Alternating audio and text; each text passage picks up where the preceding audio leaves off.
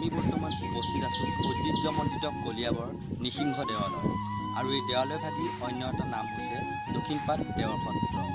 এই মন্দিৰভাগী স্থাপন কৰিছিল বনমালী দেৱে ৰজা জয়ধ্বজ সিংহৰ তত্বাৱধানত আৰু এই মন্দিৰভাগী 1680 শকত স্থাপন কৰা হৈছিল। কেমেৰা পাৰ্চন দীপক মই অনুৰোধ জনাম এই মন্দিৰৰ সবিশেষ দৃশ্যাৱলী দেখুৱাৰ বাবে। আহকচোন আমি উপভোগ কৰোঁ এই দেৱালয়ভাগীৰ সবিশেষ দৃশ্যাৱলী।